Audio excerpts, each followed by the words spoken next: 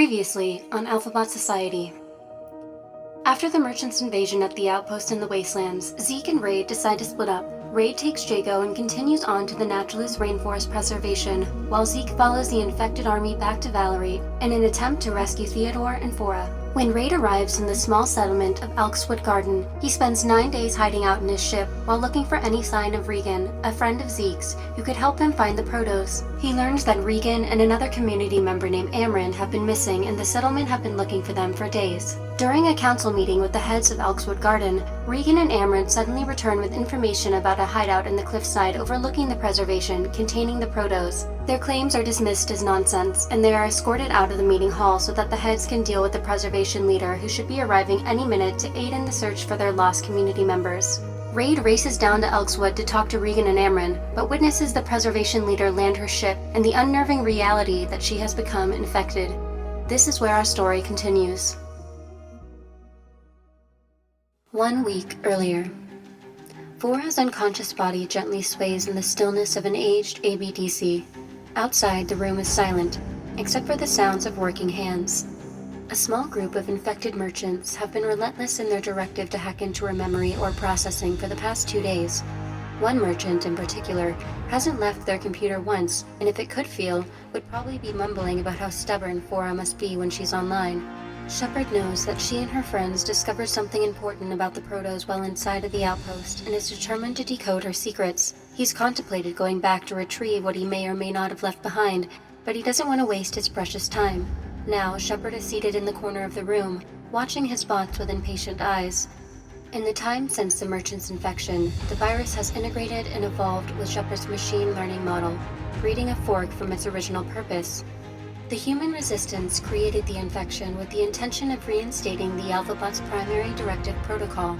The idea was to infect all of the AlphaBots, allowing them remote access to the entire population in order to power them down all at once. What the humans did not account for, however, besides their untimely demise, was the evolution of the AlphaBots themselves, more specifically niche groups like the Banished Keepers, who have repurposed their hive-minded abilities. Their integrated artificial intelligence, combined with their mind collisions, have made room within the virus's programming for their own personal motives. Consequently, Shepard and his 3 extensions are not only highly motivated to infect, but to also feed an insatiable desire to yield and control the society that once discarded them and branded them as useless. The infection has only intensified these feelings of vindictiveness, breeding the creation of an entirely new primary directive, to possess and meld into the entirety of the AlphaBot population. If only they had the Protos to use as they saw fit, this world would be theirs for the taking. Meanwhile, over the next few days, Theodore has begun to pursue his own directive, to find and rescue Fora. Under his guise of merchant's appearance, he has been able to remain undetected while scouring the city for any signs of his friend. He has searched merchant ships, several abandoned buildings, and even a few secret underground bunkers, but to no avail. As the hours pass, he grows increasingly worried about his friend's fate. The last time he saw her, she was in the grip of the infected merchants, surrounded by the chaos of the outpost. However, to keep his discouragement at bay, he reminds himself of his familiarity with the floating city. Having lived there for many years, he knows intricate details about the places she could be. One of these places, he decides, is the engine room, which he enters on quiet feet. At first, it looks to be empty, presumably because the city is currently docked. However, he hears a scuffle coming from the loading dock on the other side of the room, and cautiously makes his way over to investigate.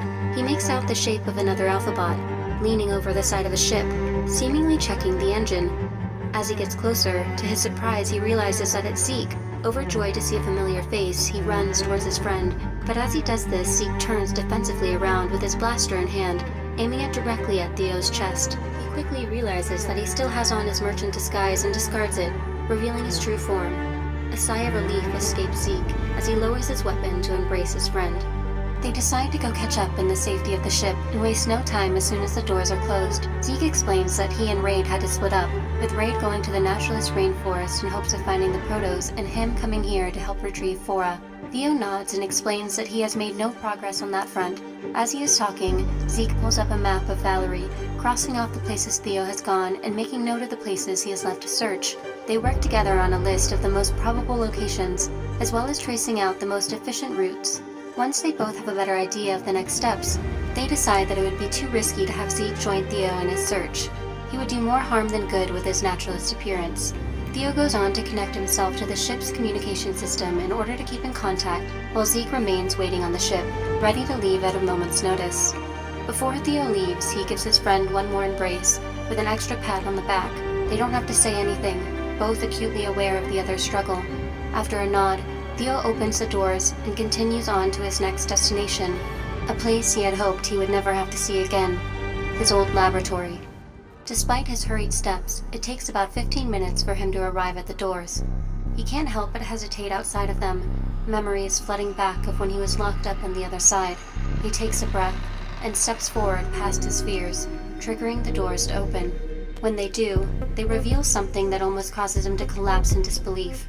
Fora's head unit is sitting, heavy on a metal table, with a plethora of merchants carrying various parts of her around the small room.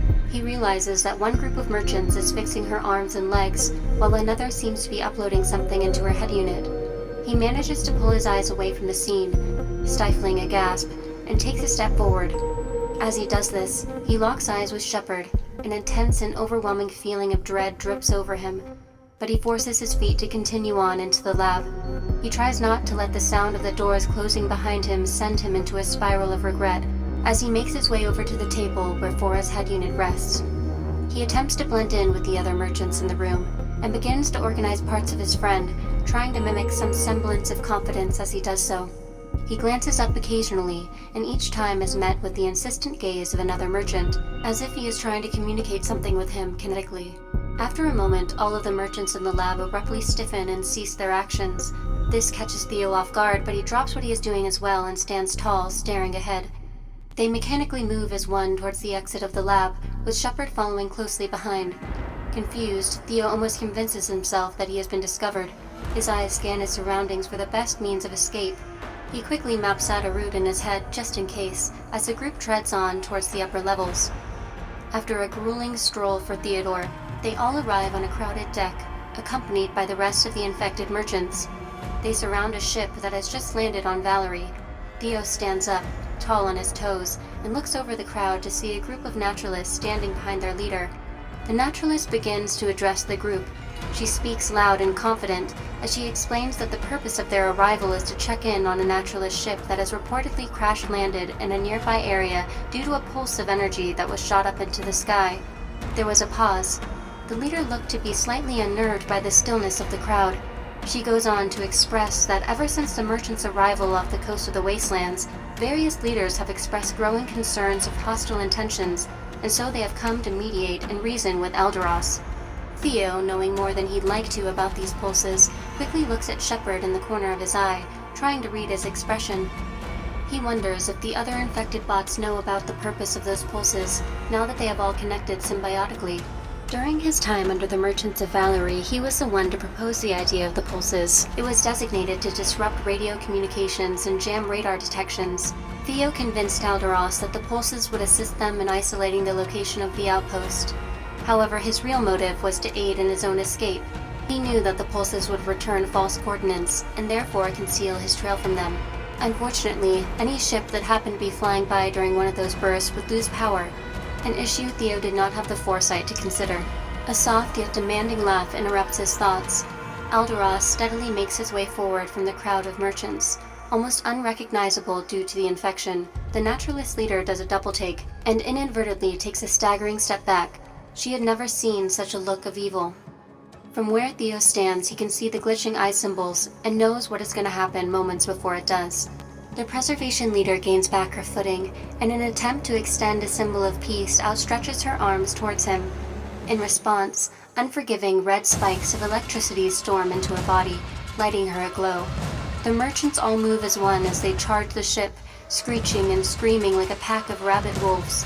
The naturalist guards hastily reach for their blasters, firing emerald shots of defense. Theo, not exactly knowing what to do and frozen in fear, is the only merchant that has yet to spring into action. This catches the attention of Shepard, who seems to be silently demanding him to join in on the fight. Shepard advances towards him and shoves the side of his head unit in the midst of the mayhem. However, this shove does not land, and instead goes directly through the far edge of Theo's holographic disguise. To his horror, he turns to see all four Shepards staring at him. He wastes no time before quickly turning on his heels and running for his life.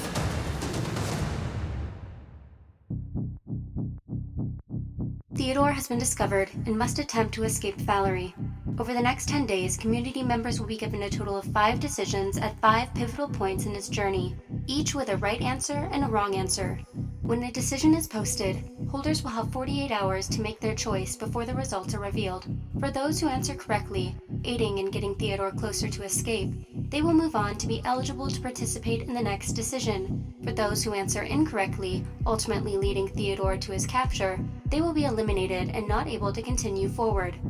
At the end of the 10 days, those who successfully make it to salvation will be eligible for a reward in the form of 5 exclusive AlphaBot artworks that will be revealed at the end of this event. Good luck to all of you, and may you make the right choices.